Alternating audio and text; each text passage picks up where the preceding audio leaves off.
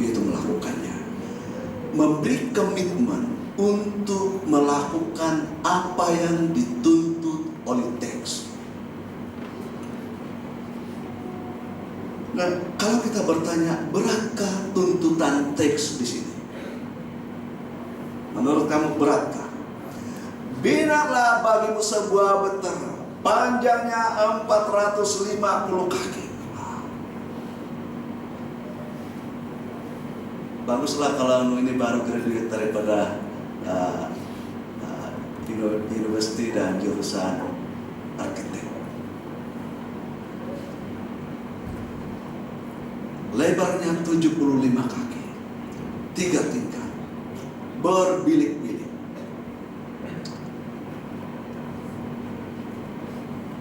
Tapi hasilnya itu ayat 22, lalu Nuh melakukannya tepat seperti. Nah, pertanyaan sekarang, bagaimana Nuh boleh melakukan tepat seperti? Dan saya coba beriluminasi, mencoba membayangkan kira-kira Nuh bagaimana dia beraksi. Saya dapat katakan aksi Nuh. Aksi Nuh itu adalah dipandu oleh teks. Karena tuntutan mengerahkan tenaga. Jadi seluruh kekuatan fisikal Nuh dipandu oleh apa yang dituntut oleh teks. Binatlah betara itu dengan dari kayu gopir. Wah, kayu terpilih, kayu yang agak keras tetapi yang boleh mengapung. Dan dengan mengambil kira-kira apa saja jenis jentera yang dapat dia gunakan untuk mengumpul sejumlah kayu dan membelah-belahnya dan mendesainnya berdasarkan tuntutan teks.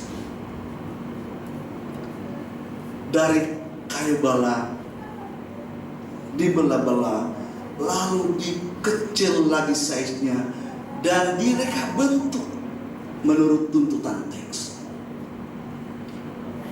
Pada waktu sampai kepada tahap melakukannya berdasarkan tuntutan teks. Teks ini menuntut Nuh menggunakan seluruh kekuatan fisikalnya. Tiada tanda-tanda bahwa ada sejumlah orang yang datang bergabung dengan Nuh membangun betara ini. Mungkin permulaan ada, sehingga ada gotong royong hari tertentu untuk mengangkat kayu-kayu. Ada satu tuntutan oleh teks, dan tuntutan ini bukan tuntutan berdoa semalam suntuk.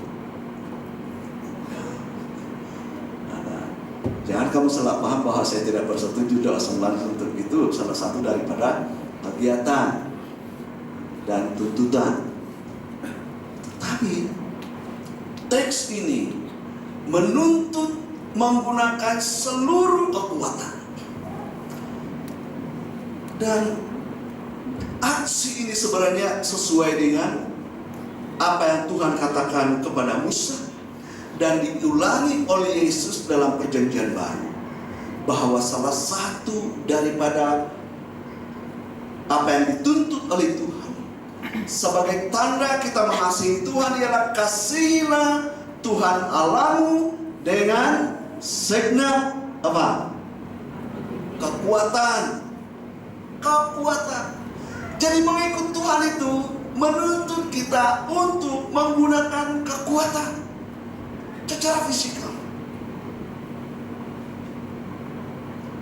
Nah, apa jenis pelayanan di sini yang menuntut kita menggunakan tenaga?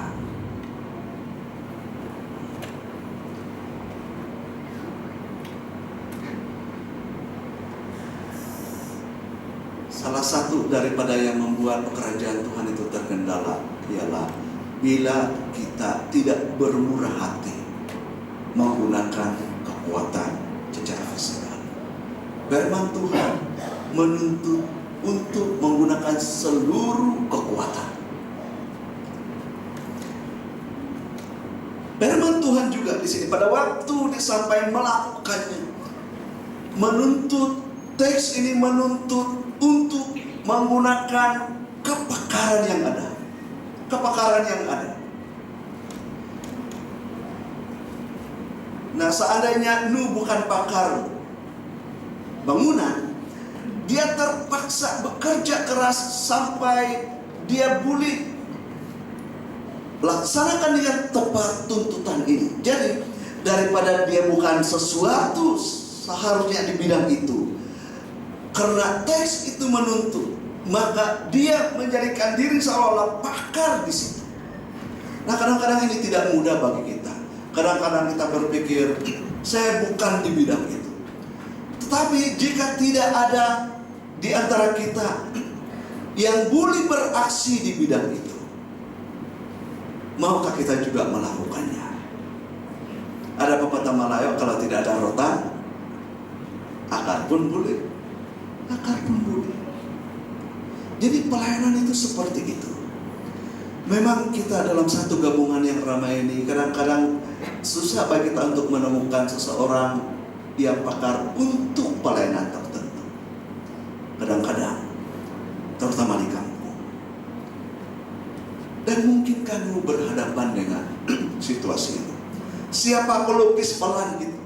Apakah Tuhan menghantar pelan betera itu? Nah, macam tidak. Saya pikir tidak. Tetapi sementara dia sepertinya bukan berada di bidang itu, tetapi tuntutan teks itu menuntut dia untuk beraksi juga. Teks memandu Nuh untuk beraksi, baik tenaga, kemampuan akan boleh.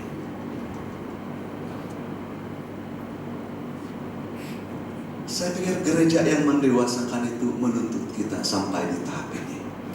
Bukan sekedar kita ada kegiatan yang berterusan seperti ini.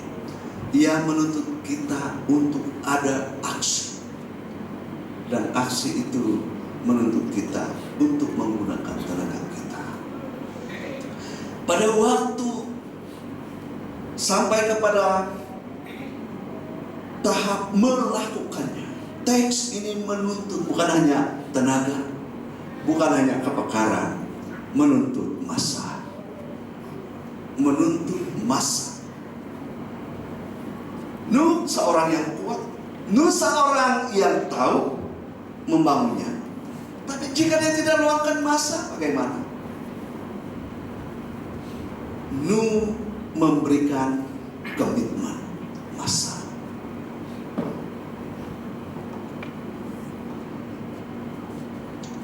Minggu lalu saya berada di Miri. Saya diminta untuk mengajar misi perkotaan.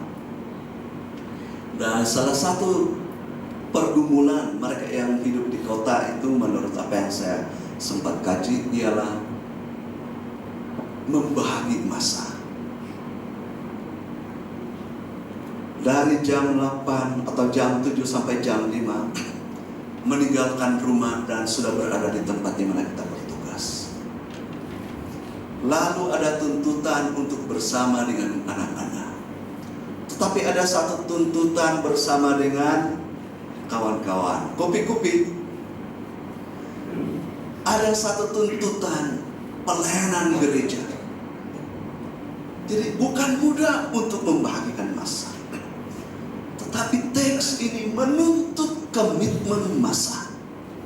Dan biasanya salah satu penyebab mengapa walaupun gereja sudah menetapkan visi yang kelihatannya benar-benar mantap, kita telah persetujui, tetapi pemikiran kita tidak terarah kepada teks.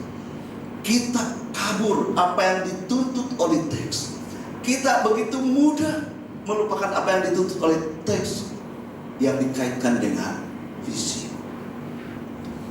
Yang lebih parah lagi, kita tidak sampai kepada beraksi sesuai dengan tuntutan teks yang dikaitkan dengan visi kita. Dan saya melihat seringkali visi itu tidak tercapai disebabkan oleh tiadanya komitmen untuk beraksi. Saya hanya dapat bayangkan, baik tenaga Nuh, baik kepakaran Nuh, baik kemampuannya berpikir, baik masanya, sepertinya setiap gerakannya, sejak hari pertama dia mula melakukannya, sampailah selesai. Kebenaran tekslah yang memandunya. Gerakan tenaganya, hayunan tangannya, jenis alat yang dia gunakan, masa yang dia luangkan, semuanya dipandu oleh teks. Itu sebabnya bila aksi Nuh dipandu oleh teks, itu sebenarnya firman Tuhan mengatakan, lalu Nuh melakukan tepat. Lalu Nuh melakukan tepat seperti yang dikatakannya. Pikirannya, masanya, tenaganya dipandu oleh kebenaran teks. Masalah gereja masa kini ialah, sepertinya kita memang kita memegang teks yang sama. Tetapi bila sampai kepada penerapan teks, aksi kita berbeda. Kami mendengar di sana lain yang mereka buat. Kami mendengar di gereja itu lain mereka punya aksi. Nah, kadang-kadang juga aksi gereja tidak terkait dengan visi yang ditetapkan. Dan bagaimana boleh tercapai visi? Saya percaya kita boleh mencapai visi tema gereja yang mendewasakan bila kita memahami teks, bila kita mendengar, memahami teks, mengingati, beraksi berdasarkan teks. Dan kita tahu hasilnya adalah seperti ini.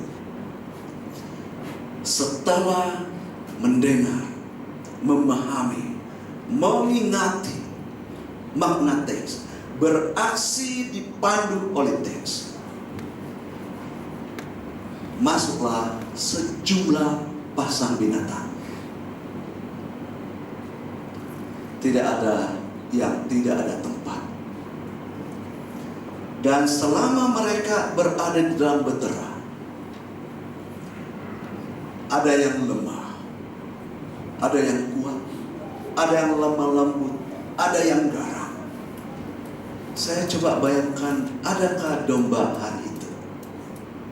Pasti ada. Adakah serigala? Ada.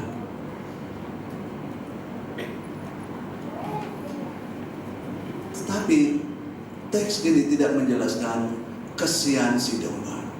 Karena sebaik saja kedua pasang ini memasuki betera, domba mengalami kecederaan, bukan sekedar cedera, mati, menjadi mangsa serigala. Tidak juga dinyatakan, menurut kamu ada keluar atau masuk? Ada.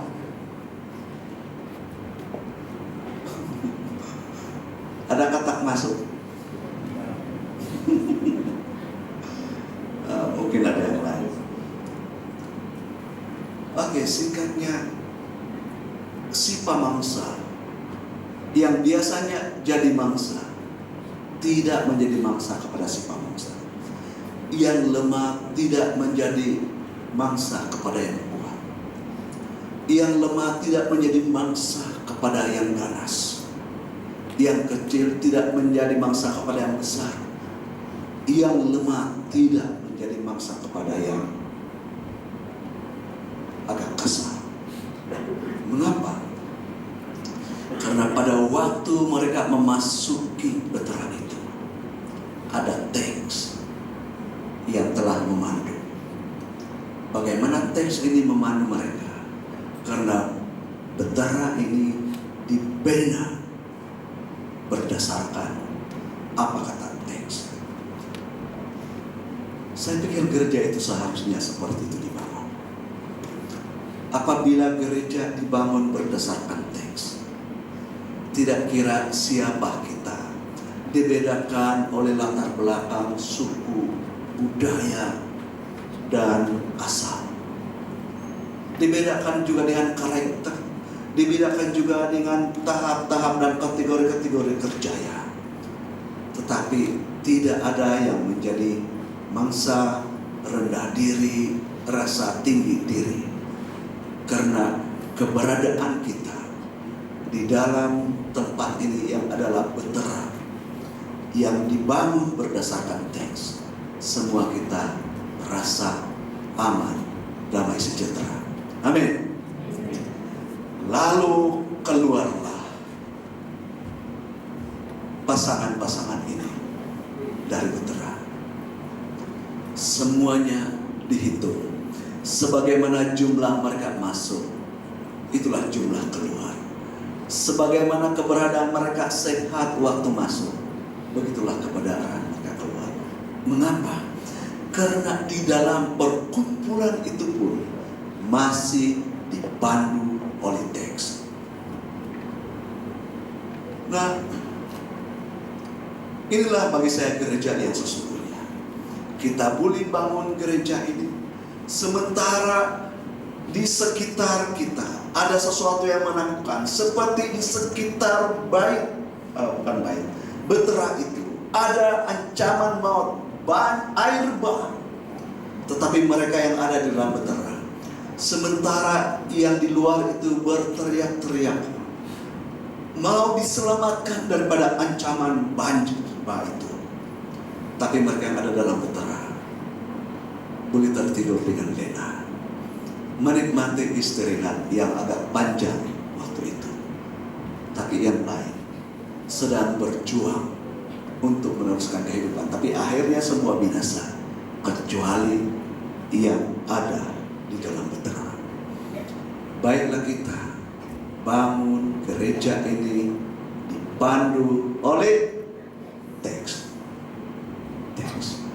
Dengarlah apa kata Tuhan, mengerti apa kata Tuhan, ingat apa kata Tuhan, beraksi berdasarkan apa kata Tuhan. Selesailah kerja itu. Inilah yang Yesus istiharkan, karena kita merayakan nanti Paskah. Waktu Yesus tergantung di kayu salib, kata terakhir yang dia katakan adalah sudah selesai. Apa maksudnya? Pada waktu dia mengistiharkan sudah selesai, berarti semua senarai yang Bapa di surga telah serahkan kepadanya sebagai suatu garis besar kerja. Apa yang dia sampaikan, apa yang dia lakukan, apa yang dia kerjakan, Yesus katakan sudah selesai. Janganlah kita suatu hari nanti menghadap Tuhan dan kita berkata, Tuhan, saya minta maaf, ada banyak yang belum selesai. Kalau Tuhan mungkin kasih lanjut lagi masa, mungkin selesai. Belum tentu. Mengapa?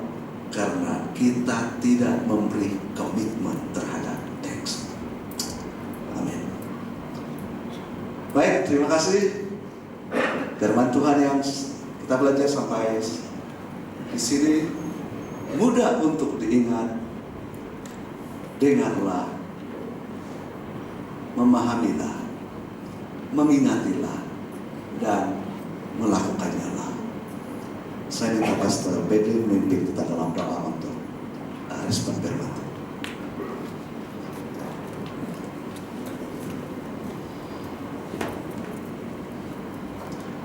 Mari kita berdoa.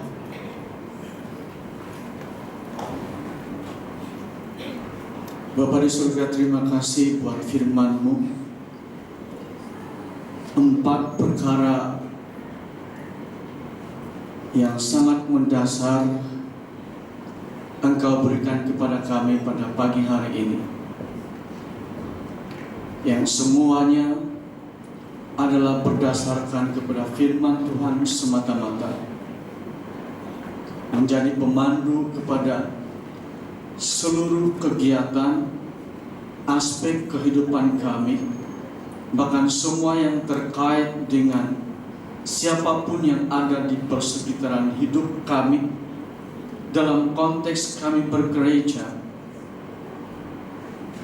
memperingatkan kepada kami supaya teks itulah yang memandu kami dan kami melakukan sesuai dengan tuntutan teks, yakni firman Tuhan yang sudah pernah